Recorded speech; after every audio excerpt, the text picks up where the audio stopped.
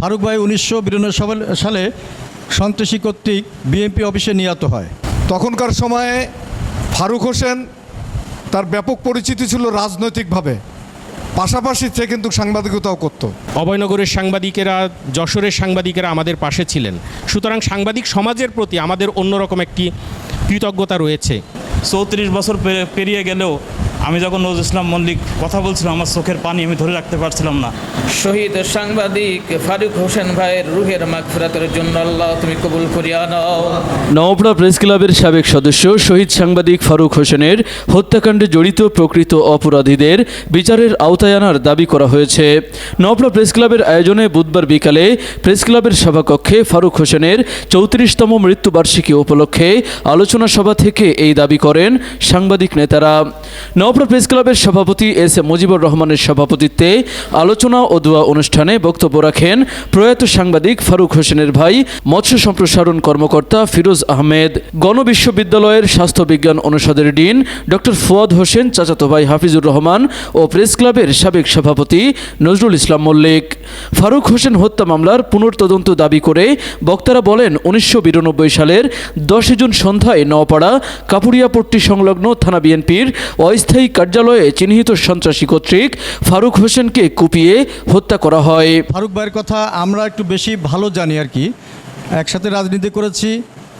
উনি যখন সাংবাদিকতা শুরু করে তখন আমরা এই জগতে পাও রাখিনি। ফারুক ভাই 1992 সালে সন্ত্রাসী কর্তৃক বিএনপি অফিসে নিহত হয়। এরপরে উনি যে পত্রিকাগুলোতে কাজ করতেন, দৈনিক রানার এবং দৈনিক পূরবী যশোর থেকে প্রকাশিত হতো, এবং ফারুক ভাইয়ের লেখনীগুলো কিন্তু খুব ভালো ছিল এবং নোয়াপাড়ায় এক বাক্যে তাকে সবাই ভালো ছেলে হিসেবে জানতো, যে ফারুক একটা ভালো ছেলে এবং ভালো সাংবাদিক, সবার সাথে মিলেমিশে থাকতেন। তো আজকে আমরা বিগত দিনে হয়তো এভাবে আলাদাভাবে কোনো দোয়ার অনুষ্ঠান করি নাই, একসাথে করেছি। আসলাম ভাই ছিল, নিজাম ভাই ছিল, আরও যারা ফারুক ভাই ছিল, সবার দোয়া আমরা একসাথেই করেছি। আজকে তার পরিবারের পক্ষ থেকে এবং সাংবাদিকদের, নওপাড়া প্রেস ক্লাবের সাংবাদিকদের সার্বিক সহযোগিতায় আজকে দোয়ার অনুষ্ঠান পরিচালিত হচ্ছে। ফারুক হোসেন তৎকালীন দৈনিক রানার ও দৈনিক পূরবী পত্রিকার অভয়নগর উপজেলা প্রতিনিধি এবং নওপাড়া প্রেস ক্লাবের সদস্য ছিলেন। ফারুক হোসেন তার ব্যাপক পরিচিতি ছিল রাজনৈতিকভাবে, পাশাপাশি সে কিন্তু সাংবাদিকতাও করত। এবং প্রথম সংবাদপত্র ছিল ফারুকের দৈনিক পূরবী, যেটা মহিউদ্দিন সাহেবের সম্পাদনায় প্রকাশিত হচ্ছে যশোর থেকে।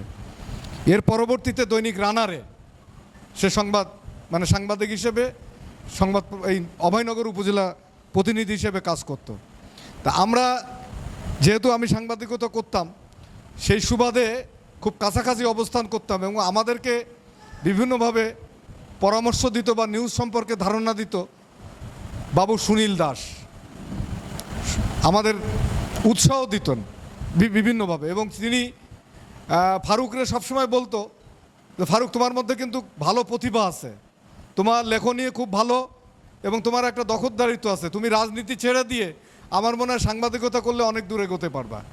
কিন্তু ফারুকের মধ্যে সব বৈশিষ্ট্যই ছিল, রাজনৈতিক দূরদর্শিতা যেরকম ছিল, সাংবাদিকতার দখলদারিত্বও ছিল। আমি দেখেছি যে ও বিভিন্ন জায়গায় যে কর্মী সমাবেশ করতো, সেখানে অল্প কিছু লোক নিয়ে কর্মী সমাবেশ শুরু করলে এরপরে আস্তে আস্তে যেখানে ব্যাপক লোকের সমাগম ঘটে যেত। মানে এই যে ওর যে একটা দখলদারিত্ব বা মানুষের যে দৃষ্টি আকর্ষণ করার যে ক্ষমতা ওর মধ্যে কিন্তু ব্যাপকভাবে ছিল, যে কারণে অল্প সময়ে অল্প বয়সে ব্যাপকভাবে রাজনৈতিকভাবে ওর কিন্তু একটা পরিচিতি ঘটে যায়। প্রকৃত হত্যাকারীদের বিচারের আওতায় এনে দৃষ্টান্তমূলক শাস্তি দাবি করেন বক্তারা। ফারুকের আব্বা তার ছেলের বিচার পাওয়ার জন্য দাঁড়ে দাঁড়ে ঘুরেছে, যে কি কষ্ট করেছে সে, মানে তার ছেলের যে মৃত্যু শোক তার থেকে বেশি কষ্ট পাইছে যে তার ছেলের বিচারটা সঠিকভাবে হয়নি। বিএনপির অনেক নেতার কাছে গেছে, অনেক ধর্ণা দিছে, অনেক আদালতে গেছে, অনেক জায়গায় গেছে, কিন্তু সে যে বিচার, সেই বিচার সঠিক বিচার হয়নি ফারুকের। সেই বিচার হয়নি বলে আমরা আজকে দাবি রাখি যে ফারুকের হত্যার যে বিচার, আমরা আজকে এই সভা থেকে আবার পুনরায় দাবি করছি যে তার বিচার হোক।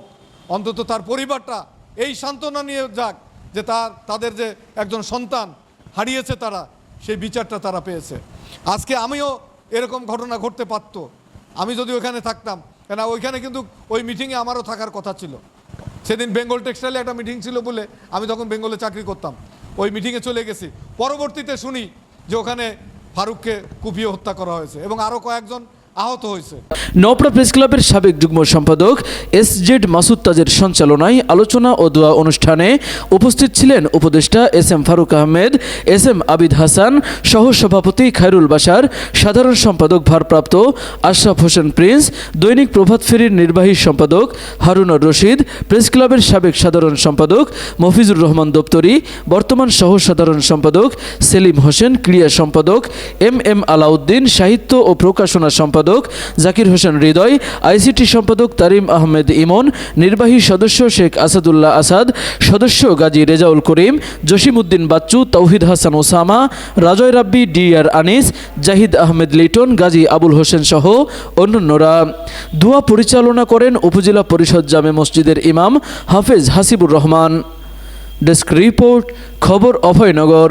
আপনি কি শিশু ও কিডনি রোগের বিশেষজ্ঞ ডাক্তার খুঁজছেন? তাহলে আর দেরি না করে আজই যোগাযোগ করুন ইউনিক ডায়াগনস্টিক অ্যান্ড কনসালটেশন সেন্টারে। এখানে নিয়মিত রোগী দেখছেন ডাক্তার মোহাম্মদ আওরঙ্গজেব, গাজী প্লাজা, সরকারি হাসপাতাল রোড, নওপাড়া, অভয়নগর, যশোর।